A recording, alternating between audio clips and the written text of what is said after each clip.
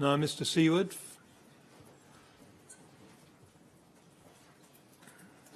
Right.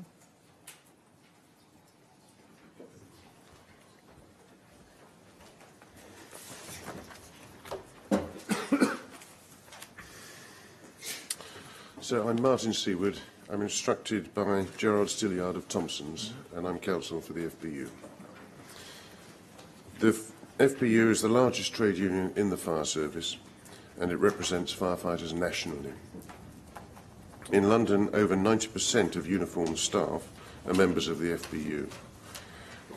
Easily over 90% of the firefighters who attended on the night of Grenfell Tower were FBU members. The FBU has a statutory health and safety role for firefighters and appoints safety representatives. Following the Grenfell Tower disaster, the FBU is conducting its own investigation by a safety representative, Stephen White, alongside the police and the LFB, and he will report its findings to the GTI team in due course. There will be much agreement, and the FBU report will deal mainly with issues where there's a difference of opinion, trying to avoid overlap. The scale of the Grenfell Tower tragedy needs no hyperbole. The FBU has from the start argued that the victims, the survivors, the residents and the bereaved should be placed at the very heart of this inquiry. The FBU supports their call for a panel to broaden diversity, whilst understanding that you can't appoint one, but you can recommend it, and that panel to reflect the Grenfell Tower community. The FBU supports the need, if at all possible, for a subsequent string of coroner's inquests to be obviated by the GTI, addressing all relevant questions and applying Articles 2 and 14. The FBU supports the pleas for early and rolling disclosure of generic documents, such as those listed in the FBU's submissions, and likewise support a venue closer to Grenfell Tower, if that's possible, to encourage greater participation, and funding for experts to enable core participants to participate effectively. The FBU also agrees on a procedural point that position statements, there's no need to duplicate them. They can come with opening statements. They are effectively the same thing. Moving on, firefighters are victims too. Firefighters who attended the Grenfell Tower disaster and control room operators up and down the country who took those harrowing calls are victims. They were exposed and re-exposed to trauma as they went back in again and again.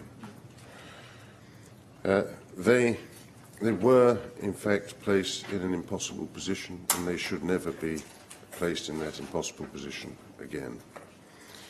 The FBU's knowledge and experience of earlier fire fatalities shows that nearly all the firefighters who were there will have been traumatised, and that some will be injured by that trauma. It's still too early to say in many cases. In the military, as in the fire service, late onset PTSD is becoming a recognised condition. There are clear parallels between the firefighters and the residents, survivors and bereaved. Firefighters are victims and survivors, as I've already said, of the Grenfell Tower disaster. Firefighters are, importantly, a community of working people who reflect the diversity of the Grenfell Tower community and the public that they serve up and down the country. Importantly, and perhaps you may not appreciate this, sir, but firefighters feel that their voices have not been heard by the fire service establishment over the last 15 years of deregulation, cuts and closures. Moving on to the next procedural point, Mr. Millett has described one procedure for getting evidence from resident survivors and the bereaved, and a different one for firefighters, so that firefighters don't have the opportunity, under the present arrangements, to call for disclosure of documents and give a statement to their recognised legal representatives, but instead they must rely solely on their police statement. We're in the dark at present about what may have been said in their police statements. We did provide a list of additional questions which we hope were put in the course of those interviews, but we don't know if they were in all cases or if they were put, if they were answered. But for the reasons given by Mr. Friedman yesterday, the firefighters too should have safeguards so that where the need arises, and I don't say in every case, because I'm sure that in most cases firefighters will be content to stand by the statement they gave to the police, but where the need arises, that other process can be followed for them as well. There may be a need, for example, to contextualise what they've said, to, as Mr. Walsh indicated, to explain why. I've raised this with Mr. Millett very briefly this morning and will be happy to discuss it with him in due course. Yes, all right. Do you envisage what, that the firefighters should have a chance to talk to solicitors about what they've said to the police? Is that that's the essence of it, the broad thrust of it, so that they might want to have a document pointed out to them, they might want to refer to a document, they might be able to answer a further question. I appreciate that there's an anxiety not to delay the process, and I don't anticipate that arising in every case, but it might arise. So moving on, the Fire Brigades Union wants this Grenfell Tower inquiry to be a success, to gain and to keep public confidence.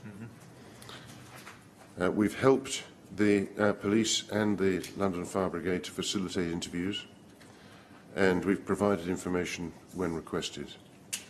The Fire Brigades Union also wants this inquiry to answer the big question that Mr. Mansfield identified yesterday. So how could this happen in London, where the resources to achieve fire safety in tower blocks and to fight fire effectively should be readily available? Most importantly, the Fire Brigades Union wants lessons to be learned, recommendations to be made, and for those to be acted upon and embedded. The Fire Brigades Union experience of earlier tragedies is that the recommendations are not always heeded. And we've already provided to your team a list of what we perceive to be the relevant recommendations made from earlier inquiries and inquests into firefighter fatalities and other fatalities in tower block fires. And we anticipate providing a witness statement from Matt Rack, the General Secretary of the FBU, to address issue 10 under the inquiry. Accordingly, we support Mr. Steen's proposal that he made yesterday for your inquiry to retain or to implement oversight of the recommendations to ensure they're embedded and implemented. How you do that is obviously a very big question. The coroner's rules were changed to try and do that, but that perhaps you'd be prepared to hear submissions and in due course. Turning to phases, the FBU argued in our submissions for a limited extension of the scope of Phase 1 on the purely fact-finding basis that has been advocated by the team on the cause and spread of fire, etc. We now accept the arguments that were made yesterday and indeed which Mr. Walsh spoke to today for a more flexible approach and early reporting of safety issues as they arise, as indeed has been supported by Mr. Maxwell Scott. We think things have moved on, and Importantly, Mr. Johnson's submissions indicate that the police forensic evidence won't be complete until the autumn of 2018.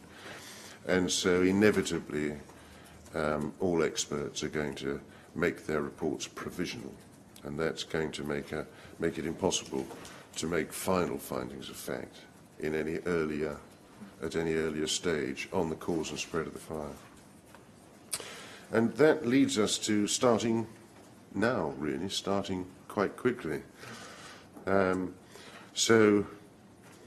fire service is predicated on the basis that fire will break out.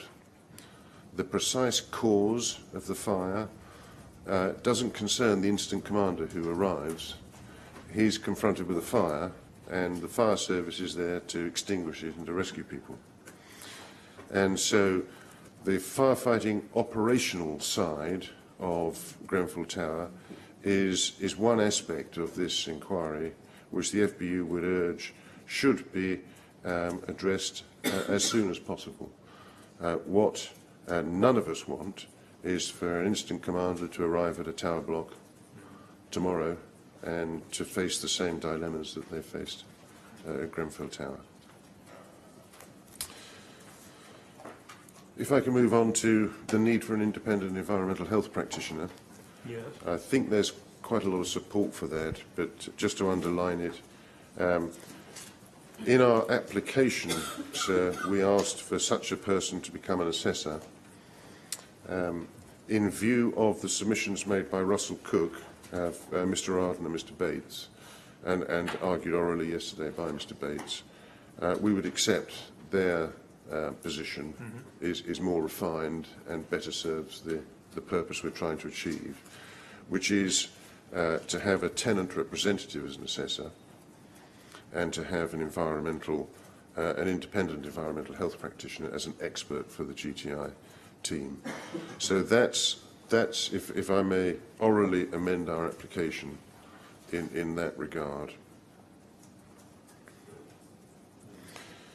As matters stand, sir, there's a very important part of the fire safety regime for tower blocks like Grenfell Tower, which is wholly outside of the scope of this inquiry, which is Part 1 of the Housing Act 2004. And there is a little known and little understood safety regime called the Housing Health and Safety Rating System, HHSRS, I think is how it's supposed to be pronounced, and that is currently being overlooked. No questions are directed to that scheme of any of the experts, and it doesn't appear in any of the lists of issues. At the moment, the focus is perhaps erroneously on the fire safety order. I say perhaps erroneously because obviously that's a matter for you to consider in due course. But may I direct you to paragraph 9 of our third submissions, where I set this out in some detail. And if I can just summarise it, the HHSRS is the only fire safety regime which expressly includes the structure and exterior of buildings like Grenfell Tower. And so it's an important part of the fire safety regime that really should be looked at. And also an expert would be needed, not only to do that, because the HHSRS is quite complicated. It's real expert territory. But also, if we're going to have proper and effective recommendations going forward, we'll need an expert's help to formulate those. As to the tenant's representative, we do adopt what the Russell Cook submissions said, paragraph 7 and 9. Can I just add, though, what the FBU calls the establishment point? And this is that, as currently constituted, leaving the academics to one side, because everybody understands they're academics and they have their own field of expertise and they get on and do what they're best at. But the inquiry team currently has a firefighting expert, Steve McGuirk, and 2 assessors, Joyce Redfern and Joe Montgomery. And all three of those are or were high-level managers. And they were all, possibly still are, close to local and central government. And if we add to that mix the fact that Steve McGuirk and Joyce Redfern are both deputy lieutenants in the county of Greater Manchester, then it emphasises and reflects the gap between them and the Grenfell Tower community, and indeed the ordinary working people in the Fire Brigades Union. And so this can be remedied. It can be remedied in a number of ways. And if we have an environmental health practitioner expert for the team, if we have a tenant representative assessor, and if there's a consultative panel, and if a fire expert is appointed to assist the team, who hasn't been so closely involved with deregulation and cuts as Mr McGuirk, then greater confidence would be established in the inquiry. If I can move on now to Mr McGuirk. The FBU does not question his expertise, his seniority or his experience. And we quite understand why he seems to the Grenfell Tower inquiry team to be the perfect expert. But we do ask you to listen to our concerns and understand why we are persisting with our concerns. We don't believe that Steve McGuirk is the appropriate fire expert to assist the inquiry. Firstly, he's been at the forefront of deregulation in the fire service from 1999 to 2015, the period when he was a Chief Fire Officer. He has been a champion of the change and transformation that's taken place in the fire service, and that has led to cuts and closures in reliance on statistics showing a fall in domestic fires and fatalities. During that time, he was a board member of the Chief Fire Officers Association for over 7 years, and he was its president from 2006 to 2008.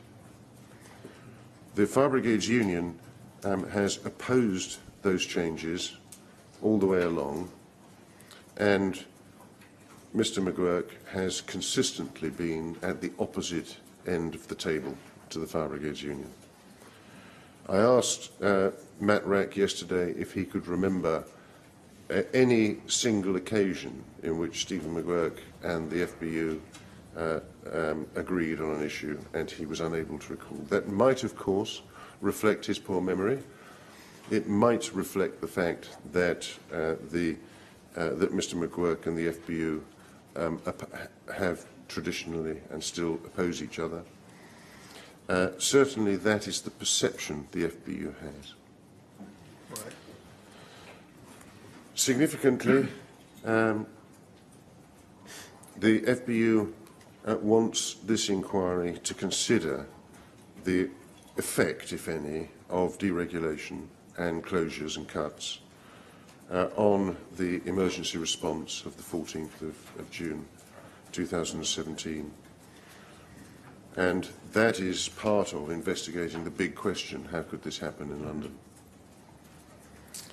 And we contend that Mr McGuirk is inevitably conflicted in considering or advising the team on that issue. Furthermore, he's been the principal advisor to the Local Government Association in the production of their fire safety guidance. The fire safety guidance has been contentious from the outset. But crucially, it was unamended following the recommendations in that regard made by the coroner after the inquest into the Lakanal House fire. Mm-hmm. And so we take the view that Mr McGuirk is conflicted and would be unable to help the inquiry on several of the issues that have been listed, 10B, 10C, 10E and 12E. For example, he was in charge of Greater Manchester Fire and Rescue Authority when the recommendations were made by the coroner from Lakanal. And one question for your inquiry will be whether those recommendations were implemented in London adequately. And Mr McGuirk, I suggest, is compromised in that regard. He's unlikely to be critical of any such implementation that broadly mirrored what he did in Manchester. He has a duty of impartiality and independence, which the team have rightly acknowledged, and he's got to be seen to be both impartial and independent.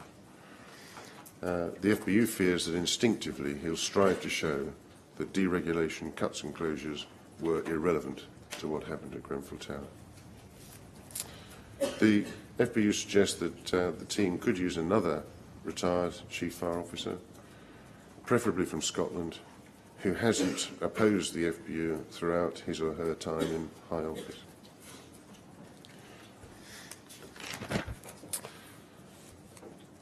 I've made some specific points about the letters of instruction to experts in the submissions, and I refer you to our supplementary submissions, paragraphs 8 to 15. Yes, I've read those. Unless you want to ask any particular questions about them, I propose to move on. It's probably all there, isn't it? It's all there. Unless you want to expand on anything. I don't. No. All It's right. all there. Thank you, sir. If I can take you to the application, then the FBU is applying for the termination of the appointment of either or both of Mr McGuirk as an expert or Mrs Redfern as an assessor. We are grateful that the inquiry team have made their checks and are satisfied of the integrity of both, and we accept that, obviously. But this is a process that's got to be transparent, and justice has to be seen to be done. The FBU's reservations remain. Paragraph 3 has been amended as I'd indicated, so it's the appointment of an assessor who's a tenant representative and an expert who's an independent environmental health practitioner. All right. And thereafter, if Mr McGuirk stands as an expert to the inquiry, then the FBU would ask for permission to instruct an expert in operational firefighting so as to peer review his evidence. And the FBU Would it be sensible for you to see his report before that's taken any further? It would be sensible, yes, certainly.